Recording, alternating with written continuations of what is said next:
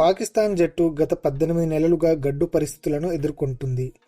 One day ప్రపంచ cup 2023, T20 ప్రపంచ cup 2024లో league స్టేజ్లోనే ఇంటిముఖం పట్టిన పాకిస్తాన్ ఇప్పుడు ఐసీసీ ఛాంపియన్ ట్రోఫీ 2025లోనూ అదే తీరును కనబరిచింది. వరుసగా 2 మ్యాచ్ల్లో ఓటమి చవిచూసిన పాక్ జట్టు గ్రూప్ స్టేజిలోనే తమ ప్రయాణాన్ని ముగించింది. దీంతో పాకిస్తాన్ జట్టుపై పెద్ద ఎత్తున విమర్శలు వ్యక్తమయ్యాయి. ఈ క్రమంలో టీ20 జట్టు నుంచి కెప్టెన్ మహ్మద్ రిజ్వాన్, స్టార్ ప్లేయర్లు బాబర్ ఆజం, షాహిన్ షా ఆఫ్రిదీలను పీసీబీ సెలక్షన్ కమిటీ తప్పించింది. న్యూజిలాండ్తో టీ20 సిరీస్ సందర్భంగా ఈ నిర్ణయం తీసుకున్నారు. అయితే గత ఏడాదిగా జట్టుకు దూరంగా ఉంటున్న ఆల్రౌండర్ షాదాబ్ ఖాన్ను తీసుకొచ్చి ఏకంగా వైస్ కెప్టెన్సీ బాధ్యతలు కట్టబెట్టారు. సెలెక్టర్లు తీసుకున్న ఈ నిర్ణయాన్ని పాక్ మాజీ కెప్టెన్ షాహిద్ ఆఫ్రిదీ తప్పుపట్టారు. మెరిట్ ఆధారంగా నిర్ణయాలు తీసుకున్నప్పుడు జట్టు పరిస్థితి ఇలాగే ఉంటుంది.